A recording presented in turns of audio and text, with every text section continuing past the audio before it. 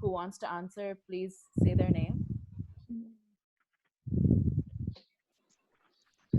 Where you describe yourself, you describe things by your sense organs with the help of your sense So what are your organs. senses? So basically in descriptive writing, you have to use all your senses. So what are your senses that we use?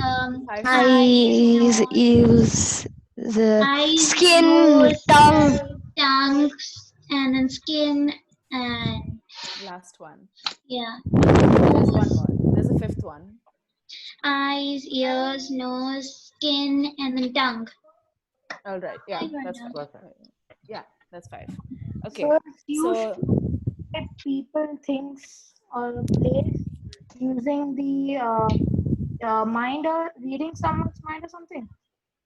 no, actually, all you have to do in descriptive writing, you don't really have to read anyone's mind. It's just all you have to do is you're given a place or a person or a thing, and you have to describe it using your 5 senses. As we've said, all the 5 senses. Did you catch that? Yeah.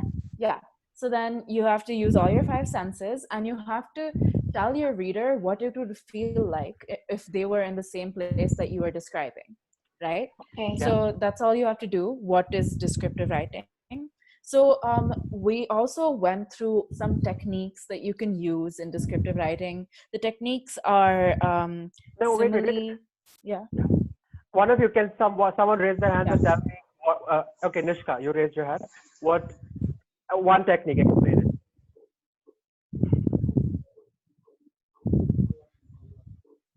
We can't hear you. Nishka, I don't think we can hear you. Similes in power of 3. Of Okay, course, so what's a yeah. simile? Similes is when you compare whatever you're trying to say to something else.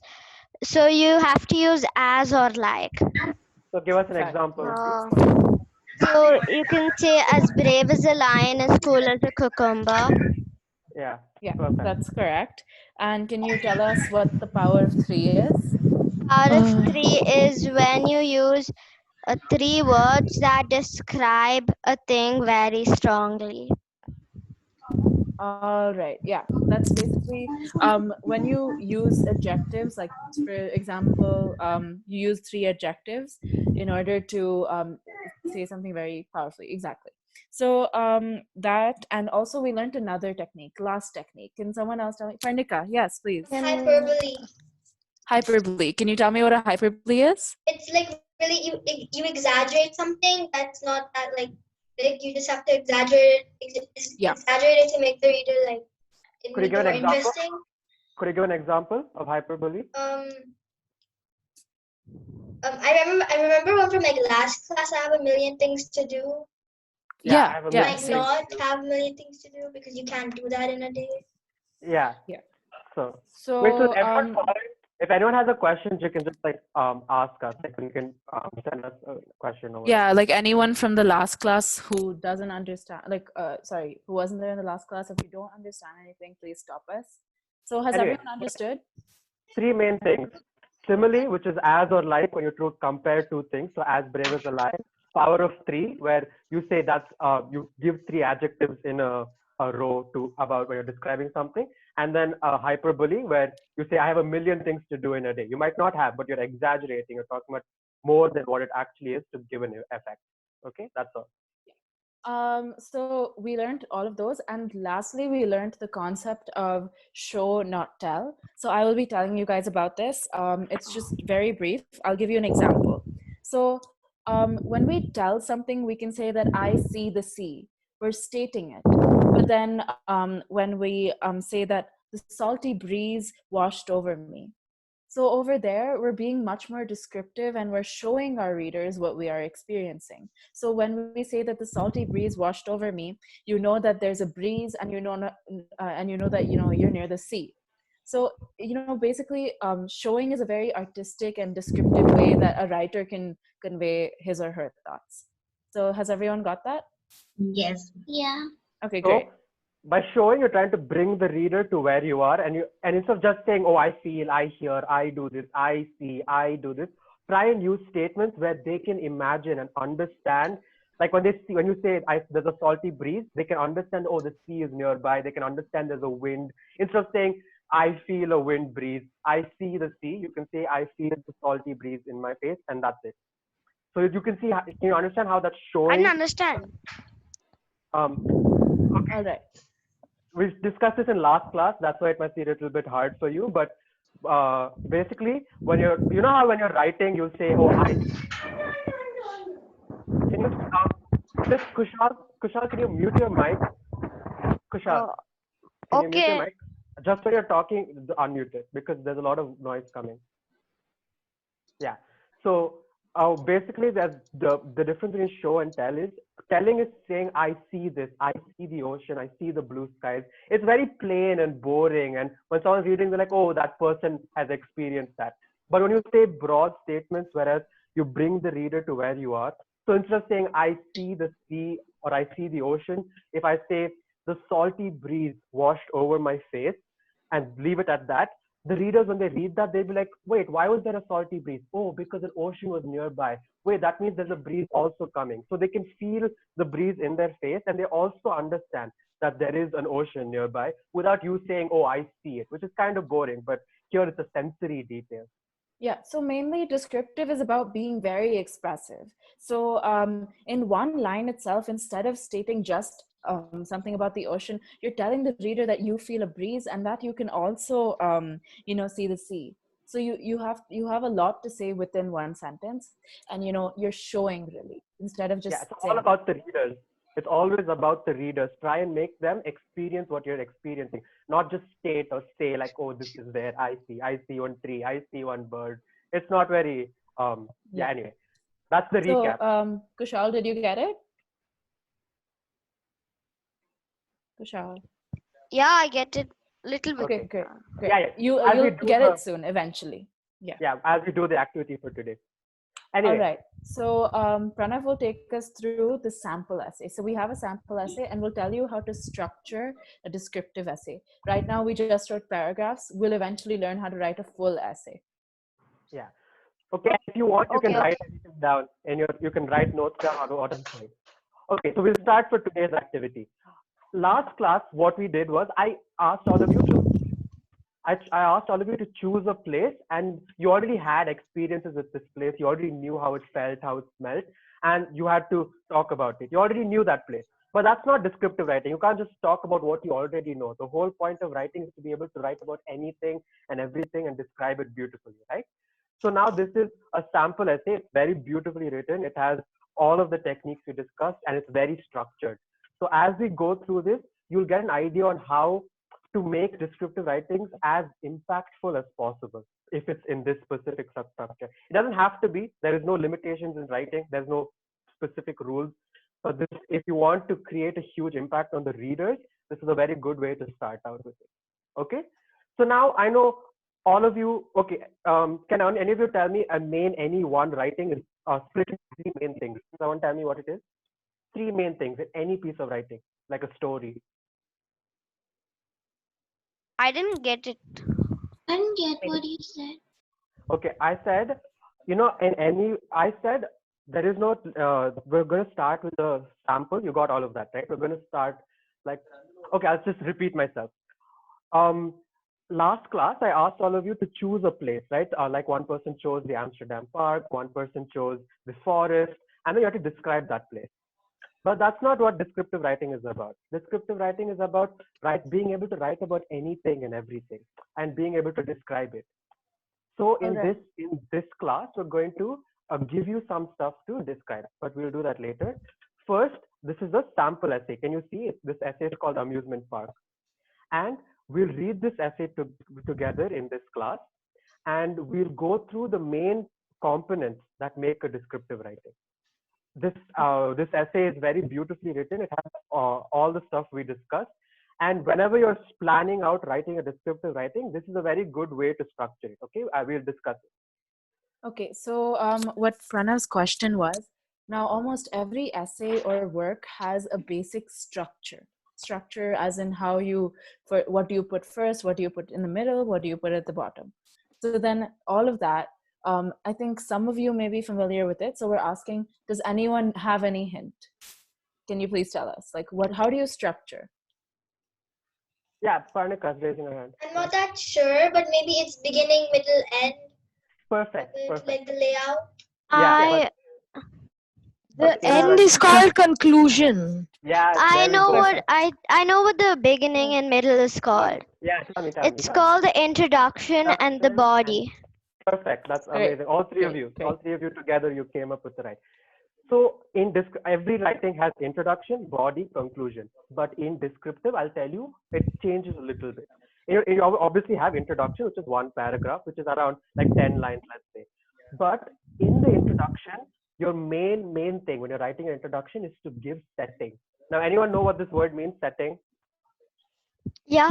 I didn't Okay. understand the Like word. an image. Yeah, for yeah. the- Setting is where whatever you're writing about is happening.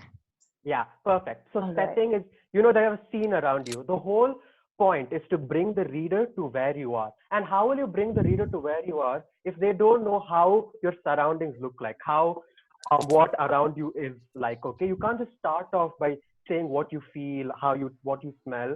Usually, always start off with very simple descriptions of what's around you, so that they can create a scene in their head or just the image.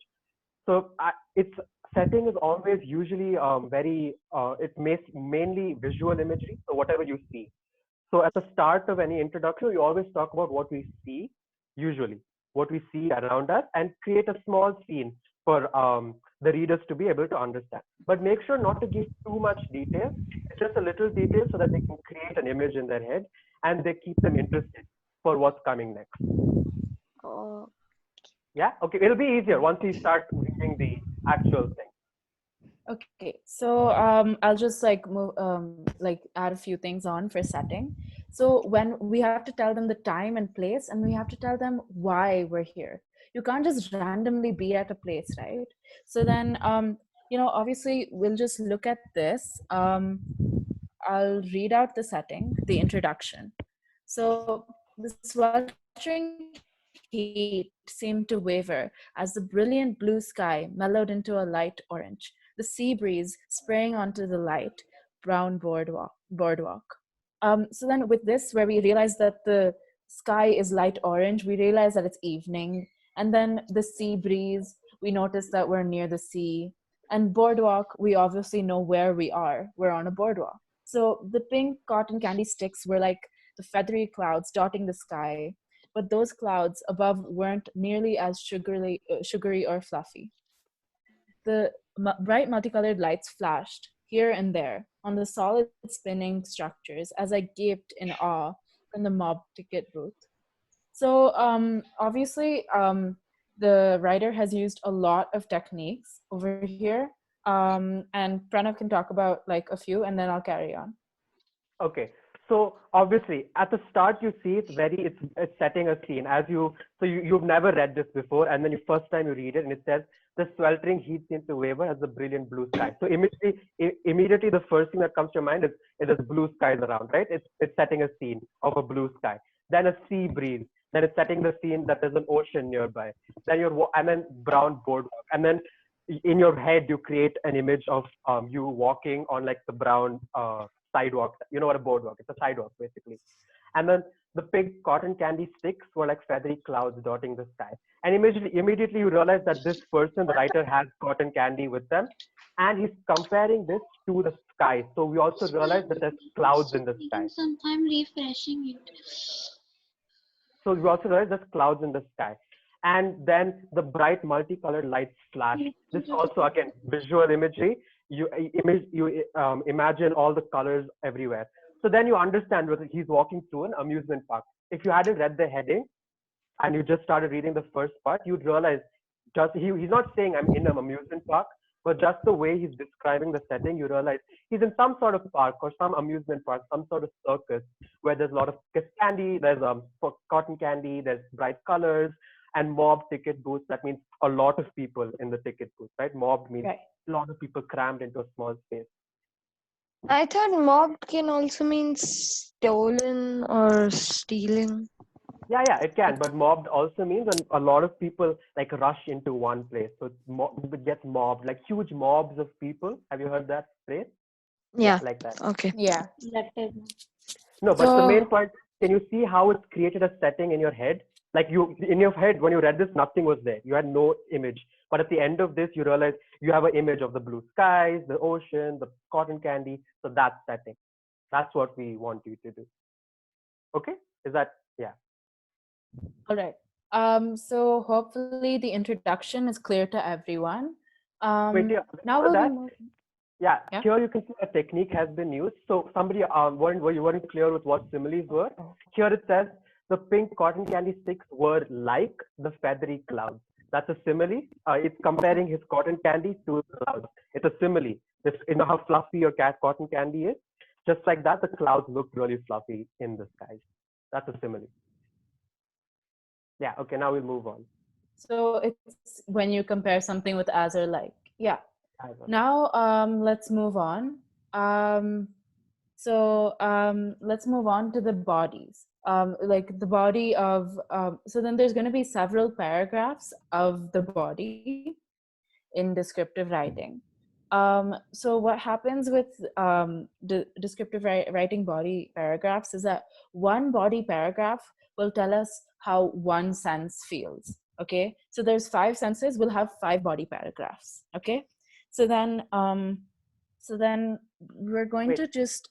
So whenever you're writing a descriptive writing and you're planning it in your head, the first is always setting, the second is body, and 1 paragraph for each sense. So that's how you'll write when you're writing a descriptive. The first, you'll choose 1 sense and write like 3 sentences about it, choose the next, and then write 3 sentences about it. That's how it gets ordered. And even for someone who's reading it, it'll be easier for them to understand all of the elements around you on your atmosphere when you do 1 paragraph by paragraph for each sense. Okay, so what we're going to do, I'll read the body paragraph, and most of the techniques most of you have learned from the last class, and we would like you to point them out like when we ask you to. And for anyone who's confused, you can ask us and we will explain it and we'll discuss it really. So first I'll read. Shrill screams burst out, creaking metal clash. Clowns guffawed, but together, with the upbeat carnival music, accompanied by giggles of laughter from prancing children, a melodic tune was composed. So, what kind of imagery is this? Circus. Circus, of course. So, like, you're in an amusement park, but then, But out of our 5 senses, which kind of imagery is that? A hearing image. Yeah, listening image. Yeah, hearing. Yeah, So hearing.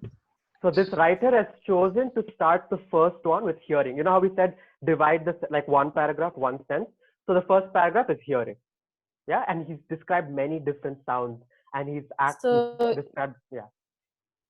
Yeah, so you can see words like scream, clash, and guffawed, and like a melodic tune. Such words, they always indicate something that is a sound. Okay, did everyone understand that? Yeah. Yeah, so Okay, in that Yes, image, yes. remember I was talking about some image created in your head. What's happening to that image? There's sound coming in it, right? And all of them are combining into one, and you can feel it and you can hear it as if you were right there. He's not telling, oh, I hear screams, I hear the creaking, I hear the guffaw. He's just telling about how the screams bursted, how metal clashed. Now this is how you show instead of tell. Right. And then we move on to our next paragraph, where overwhelmed by a strong scent, I was like a hound dog, searching for the source. Was it the gooey, cheesy caramel mix of popcorn, or wafts of the rich burger flowing from the small cafe? These scents wafted towards me with the gentle ocean breeze that brought sea salt that prickled at my tongue, the taste of which made the flavors of the food salty. So I will tell you there are 2 kinds of imagery, sensory imageries in this paragraph. So can anyone detect what it is? You have taste and smell. Taste and smell. Taste and Yeah, smell. all of you are right. All of you are perfect. Okay. So again, as he's describing the sense that are the sense first. He's describing. Remember last class how we talked about how scent and taste is very similar. Because always, whenever you smell something, you always tend to taste it. Like when your mom is cooking something really good and you're like in another place in your house and you smell it, your mouth tends to water and you taste that. So usually when writers are writing, they always pair scent and because it's very similar. So here, when he's writing, he talks about the smell of the cheesy popcorn and the smell of the burgers. And again, he's not telling I smell it or I can taste it. He's talking about how it wafts through the air around him. So this is how, again, how you're showing instead of telling. Okay. And there's a simile. Okay. There's a simile in this, and can you guys please tell me what it is? I was like a weird. I was like a I was like hound a dog. hound dog. Okay. Yeah. Great. Overwhelmed by the Hound dog. strong scent, I was like a hound dog. Yeah, I was Perfect. like, what do you think it means? What do you think that simile is saying? Like, what is the comparison? He, It's the a scent is really so like strong, he's he can really smell it so hungry. strong. Okay, one person. Atar, wait, Atar didn't say anything though. Atar, you can go. You wanted to say. It was like the craving of the food got him into wanting to eat it like hungry hound Yeah. dog. Have Yeah. you seen dogs like smelling whenever you put food? Like dogs are like going through the They floor and snoop smelling. around and then Yeah. yeah. Yeah. So Right. just like that, So creates an imagery. Like the yeah. guy, as he smells the popcorn, the burger, he's also snooping around like a dog. So Yeah. that, So then you can see that with this simile, he's like the writer is comparing him or herself to a dog, and that shows, it's once a technique to show how good the smell is, and how hungry the smell will make you. So then that of course is telling the readers how good the smell is, and it's bringing the readers with you once again. It's doing the purpose of a descriptor. and after that, it's taste. Sea salt prickled at my tongue. He's not saying I taste salt. That's so boring, right? When you say prickled at your tongue, do you know what prickling is? When you eat something like lemon or something zesty, it's like sour and your tongue feels like it's prickling. Exact same way. The word prickling is how you show instead of tell. That one word, adding it, changes the entire effect of the sentence to the reader. And the taste of the flavors of the food salty. So now we know that the sea breeze made his mouth very like numb and salty. All right. Did everyone understand that? Yeah. Yeah. Great. Great. Yes. So Pranav can go on and read the third Okay. paragraph, the next. This third paragraph, what we finished? We finished sound, we finished smell and taste. Now this one is a visual. Okay, and visual is usually try and add more visual imagery than the others because that's what basically sets the scene always. That's how you make setting. Always visual imagery is very important. So like he starts off with a simile, as you can see, like a thin stream of ants to a lollipop. You can see, how when you keep something sugary, like all the ants line up and they go to a lollipop. Now that image has been created, and he's comparing that to people trickled into line, which was getting longer than the 250-foot drop that was ahead. Now he doesn't explain a lot, but this sentence, as you think about it, you realize it says so much to you. So it talks about how there's a scene of many people standing in line. So in line means they're waiting for something that you're trying to understand. If they're waiting for something which is getting longer than the 250-foot drop. Now this is an amusement park. Amusement parks have carnival rides on them. Now rides like roller coasters have drops, 250-foot drop. So then we understand that these people are coming in a huge line to get to some sort of roller coaster. So can you see how he hasn't said there's a roller coaster, but just with like getting small information, we realize there is a roller coaster that's ahead. So this is how, again, showing instead of telling.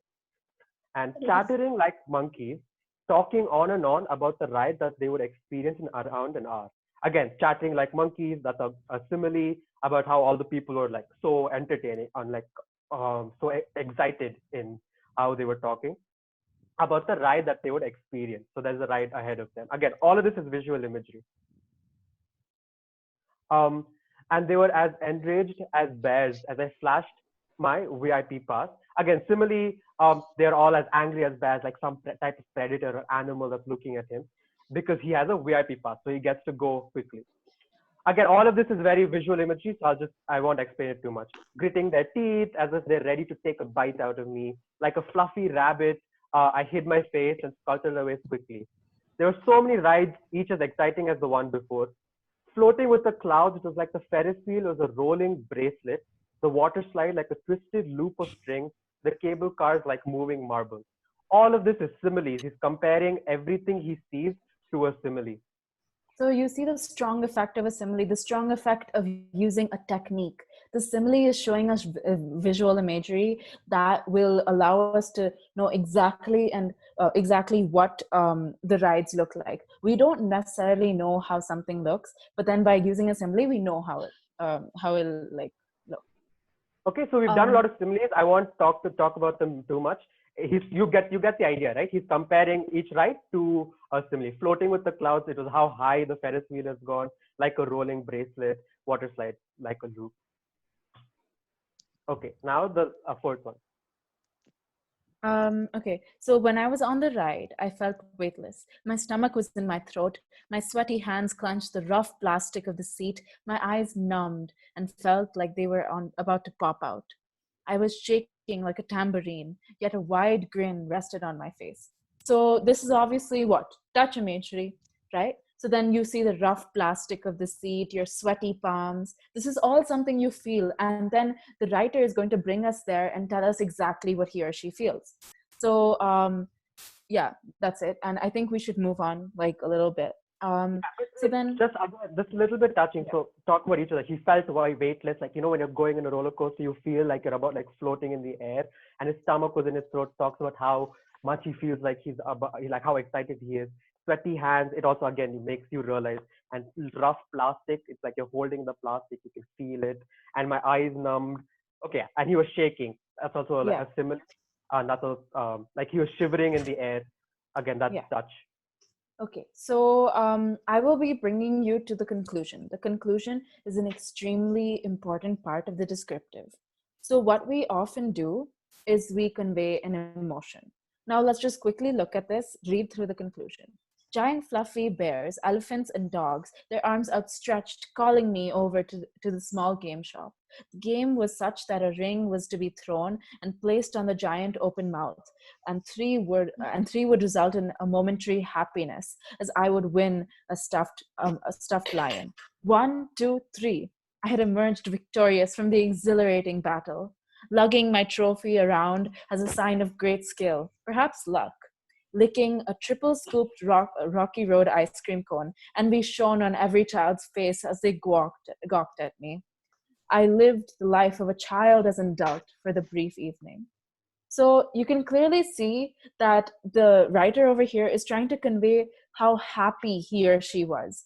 And you can see that with words like 1, 2, and 3, the exclamation, how much excitement and appreciation for the amusement park, how much emotion is associated with the amusement park. Now, Pranav, can you please scroll up? So yeah, scroll up. So if you look through every paragraph we have, the writer is always going to talk about, the amusement park in such a positive way, in such a fun way. So then you can see that when the writer had started writing this descriptive, he or she chose that, I will write this in a very positive way. And then, in the conclusion, he's reflecting on what he felt. So I lived like a child. So then it's very simple and nice. You get it? So again, the main point, okay? So when you're starting to write a descriptive, all of you, before you start writing a descriptive, choose an emotion. It can be happiness, it can be sad, it can be excitement, it can be appreciation. Always choose an emotion, okay? Keep that emotion in your head. And at the conclusion is when you bring that emotion back. And at the end, the whole point of the conclusion is to give the reader an emotion. What was the points of the previous paragraph? Introduction was to create setting. Each of the body parts was to how it feels, how it tastes. Now the point of the conclusion is to give the reader an emotion. So you use language to try and see how happy you are, how sad you are, how excited you are. Here, that one sentence, I lived the life of a child as an adult for the brief evening. That shows how he, after such a long time, he's finally feeling like a child. That's a very complex emotion he's trying to bring. It's not as simple as happiness or sadness. It's about how he's he's longing for something from his childhood and he wants that back. How it's something that he's been looking for a long time and he wants to be a child again. Right. That's the emotion. So this is one example of the amusement park. Now, in order to make this point clear, I will tell you about a descriptive writing that I once wrote. I had to talk about going to a hospital. Now, initially, when I had to convey my purpose in the setting and the introduction, I conveyed that I'm not sure why I'm here. I don't know what I'm going to expect. But then I see how, like, you know, the aspects of the hospital. And then eventually in my conclusion, I convey that I'm grateful that I have a good life and stuff like that. So then you can say, I said life is precious in the conclusion. So then that's a reflective thing. I reflect on the experience that I had in the hospital. In the same way, the writer over here is reflecting on the experience he or she had in the amusement park.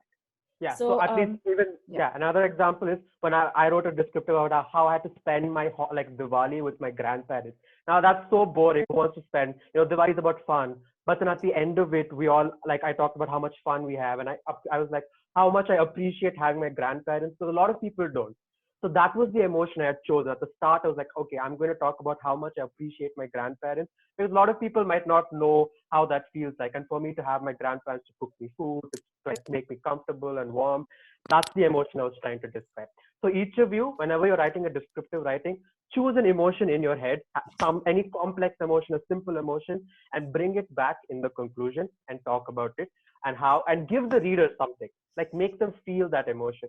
Like here he's used words like momentary happiness, 1, 2, and 3 to show his excitement, momentary happiness, like how that one stuffed toy, when he got it, how much happiness it made him feel.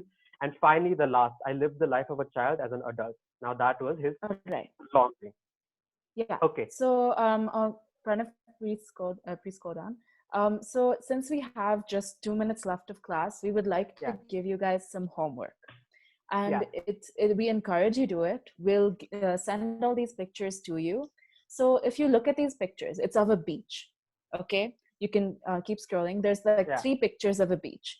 Okay, and we want you guys to create, like, use all of the points that we introduced to you today: an introduction, a body, and a conclusion. You have to choose an emotion. What are you going to feel about this beach? You have to choose a setting. You have to choose all your senses. What do you think you're going to feel? So all of you, whenever this is homework, you can do it if you want to, but always plan it out, right? Introduction, right? Plan it out like how I've written it, right? Introduction and setting, and write what you want the setting to be. So try and describe this. Then body paragraph, have one paragraph for each. Visual, auditory is what you hear, tactile is what you feel, taste and smell, and write one. And one conclusion is the reflective emotion you feel. Okay, it's just choose. Maybe you like the beach, maybe you don't like the beach, it's too sandy, it's gross, or maybe you finally feel excited in the beach, or maybe you don't, you're disgusted by the beach, whatever emotion. But I want you to try and be able to convey that emotion. And so next always always try to plan your work, because it will make it so much easier. Okay? Plan it like this, how I've written it. Can you see, all of you? Just, this is a very simple way to plan. And we so we always, like, we encourage you to write, because if you want to learn, like, how to properly write, you always have to sit by yourself and try it out, because, you know, we can teach you as much as we can and do our best ability, but then we hope that you can, like, you know, find a way to write on your own, because sometimes it's like a skill to discover on your own. Okay, right? That's it. Will you be sending this to us? Yes, The yes, pictures? we'll send it email it to you. Yeah. Okay, this class is a little bit rushed because there's a time limit, but from next class we'll try and fix it. And next class we'll go over this again because it was a little bit rushed. We'll make it slower and we'll do the same. So if you were a little bit confused, make sure to come again next class, and we'll also talk about how to write about emotions more, because you have to use specific words, how to bring out an emotion to the reader. That will be the focus of next class. Okay. All right. So how are we going to submit this? Just on our mail. Email it to us. We'll write it all on the WhatsApp group. Okay. Okay. Yeah. And we'll send too. Yeah. Did you guys all have fun? Yeah. Yeah. Okay. If you did learn what